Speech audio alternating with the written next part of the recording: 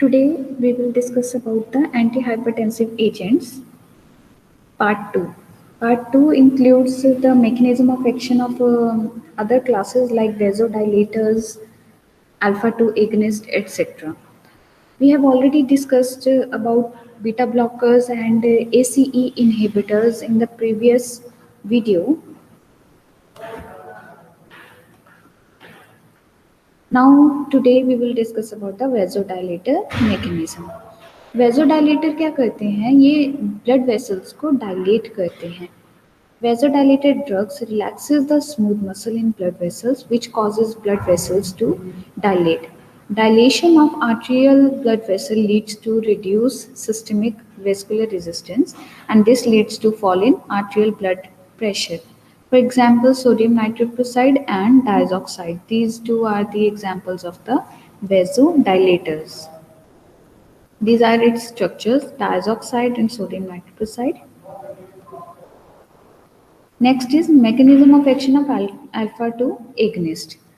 Basically जो alpha two agonist हैं ये अल्फा एड्रेनर्जिक रिसेप्टर्स जो कि ब्रेन में प्रेजेंट होते हैं उनको स्टिमुलेट करते हैं. तो ये स्टिमुलेट करने के बाद क्या करते हैं, जैसे ये adrenergic receptor alpha adrenergic receptor जो है स्टिमुलेट होंगे तो उससे क्या होगा कि सिंपैथेटिक आउटफ्लो है वो रिड्यूस हो जाएगा.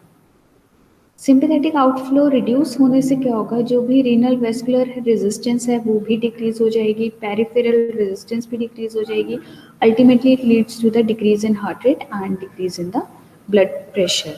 इसकी एग्जांपल है मिथाइल डोपा, क्लोनिडीन, ग्वेनिथिडीन, ग्वेनेबेंस.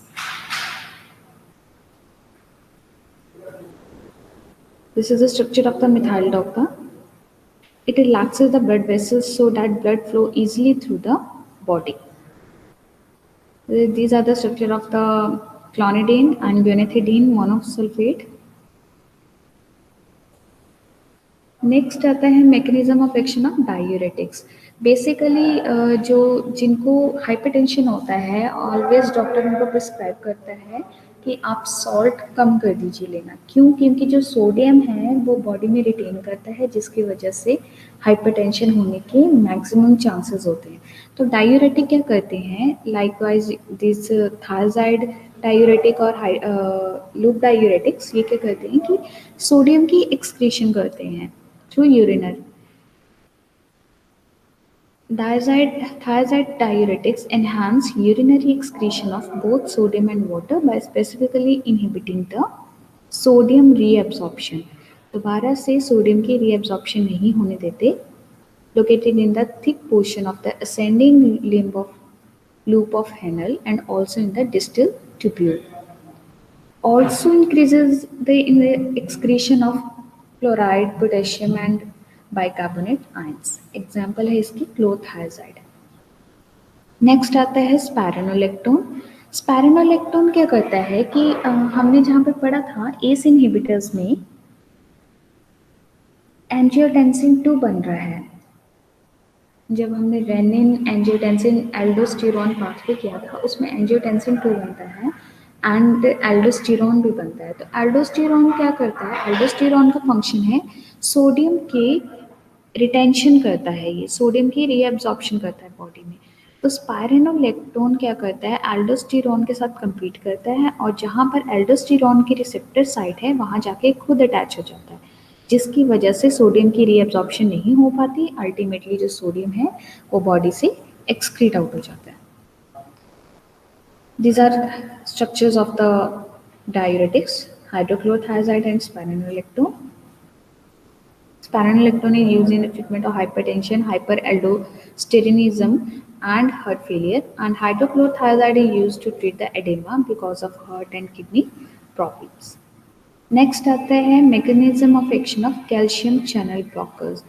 तो कैल्शियम चैनल ब्लॉकर जैसे कि ये नेम बता ही रहा है कि कैल्शियम चैनल्स को ब्लॉक कर देते हैं जिसकी वजह से कैल्शियम चैनल्स की इनवर्ड मूवमेंट यानी कि इन्फ्लक्स नहीं हो पाती है जिसकी वजह से कॉन्ट्रैक्टिलिटी डिक्रीज हो गई. तो अल्टीमेटली हमारा यही एम होना चाहिए हाइपरटेंशन के केस में कि हमने वेजोडाइलेशन करवानी है, चाहे वो कैल्शियम चैनल को ब्लॉक करवा के करवाएं या फिर डायूरेटिक देकर करवाएं. वेजोडाइलेशन चलो डायूरेटिक से नहीं है बट समहाउ हमने किसी तरह हाइपरटेंशन को रिड्यूस करना है। तो इसके एग्जाम्पल है nifedipine, felodipine, verapamil. These are the structure of the calcium channel blockers. Next है मिसलेनियस कैटेगरी। मिसलेनियस कैटेगरी में हमारे पास आता है minoxidil and reserpine and hydralazine. तो जो आपके पास जो मिनॉक्सिडिल है ये बहुत इम्पॉर्टेंट है, क्योंकि यही एक सिर्फ एक ऐसा एजेंट है जो कि पोटेशियम चैनल की ओपनिंग करता है। मिनॉक्सिडिल क्या करता है? पोटेशियम चैनल की ओपनिंग। पोटेशियम चैनल की ओपनिंग की वजह से वेजोडाइलेशन होती है, कि यानी कि हाइपर पोलराइजेशन हो जाएगी। हाइपर पोलराइजेशन का मतलब होता है कि जो पॉजिटिव आयंस हैं वो इफ्लक्स होना शुरू हो जाएंगे, सेल के बाहर निकलना शुरू हो जाएंगे। तो ये हाइपर पोलराइजेशन कॉज करता है। जैसे ही पोटेशियम चैनल ओपन होंगे, पोटेशियम चैनल सेल से बाहर आना स्टार्ट हो जाएंगे, हाइपर पोलराइजेशन होगी and which ultimately causes vasodilation, thus reducing the blood pressure. This is the structure of the minoxidil and it is very important from examination point of view. This is hydralazine. Basically hydralazine क्या करता है? Calcium की release करता है, calcium ions को release करता है from the sarcoplasmic reticulum in arterial smooth muscle sales.